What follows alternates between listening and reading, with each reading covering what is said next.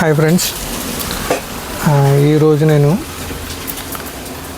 First of all thank you చాలామందికి చాలా thank you.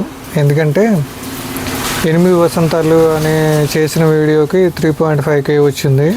ఇప్పుడు వరకు అన్ని వ్యూస్ నాకు రాలేదు నా వీడియోస్కి. ఇదే ఫస్ట్ 8 వసంతాలు వీడియోని చాలామంది ఆదరించారు. వాళ్ళందరికీ చాలా ధన్యవాదాలు. ఇంకో విషయం ఏంటంటే, ఇప్పుడు నేను the Morgan the dark devil అనే సినిమా గురించి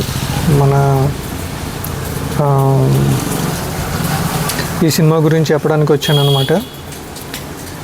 ఈ సినిమాలో ఒక సైంటిఫిక్ థ్రిల్లర్ అన్నట్టు, ఇది ఒక కాస్మోటిక్ సైంటిఫిక్ థ్రిల్లర్ అని చెప్పొచ్చు. అయితే దాన్ని తీసే విధానం కానీ, క్యారీ చేసిన విధానం కానీ అదంతా చాలా బాగుంది. సో చాలా తప్పకుండా చూడాల్సిన సినిమా అన్నమాట. ఇది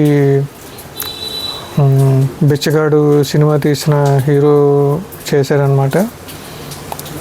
చాలా బాగుంది. క్యారీ చేసిన విధానం అదంతా కూడా చాలా బాగుంది. టెక్నికల్గా తీసిన విధానం కూడా చాలా బాగుంది. ఒక ఇన్వెస్టిగేషన్ మెథడ్లో తీశారు, అది కూడా చాలా బాగుంది. ఇంకా ఫైనల్గా ఏంటంటే, దీంట్లో కంక్లూజన్ డార్క్గా ఉన్నారని, సో అందంగా లేరని, బాడీ షేమింగ్ అనేది ఎవరిని చేయకూడదు. ఎవరినైనా చేస్తే వాళ్ళకి కోపం వస్తే వాళ్ళు సైలెంట్గా చేయడం స్టార్ట్ చేస్తే అది ఈ సినిమా రిజల్ట్ అవుద్ది అనమాట.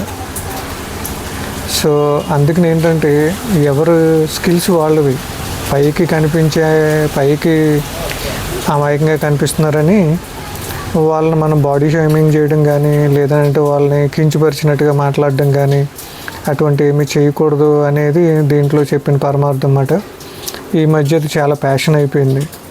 ఎందుకంటే ప్యాషన్ ప్రపంచంలో ఉన్న జనాలందరూ కూడా కొంచెం అందంగా ఉండేటప్పటికి వాళ్ళకంటే అందంగా ఎవరు లేరు అని, లేదా కొంచెం ఫైనాన్షియల్గా స్టేబుల్ అయ్యేటప్పటికి వాళ్ళకంటే స్టేబిలిటీ వేరే వాళ్ళకి ఎవరికి లేదు అని,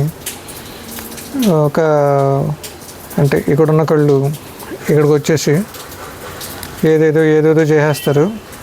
కానీ ఫైనల్గా కర్మఫలం అంటూ ఒకటి ఉంటుంది. సో నోరు యూస్ చేసిన, చెయ్యి యూస్ చేసే విధానంగా కరెక్ట్గా యూస్ చేయకుండా ఉంటే అది న్యాయం కానట్టుగా, ఎదుటోడిని కించపరిచేలాగా, బాధపెట్టేలాగా మాట్లాడితే ఎవరి కర్మని వాళ్ళే అదే జన్మలో అనుభవించేలాగా ఉంది కలికాలం. సో చుట్టుపక్కల జరిగేవన్నీ అలాగే ఉన్నాయి.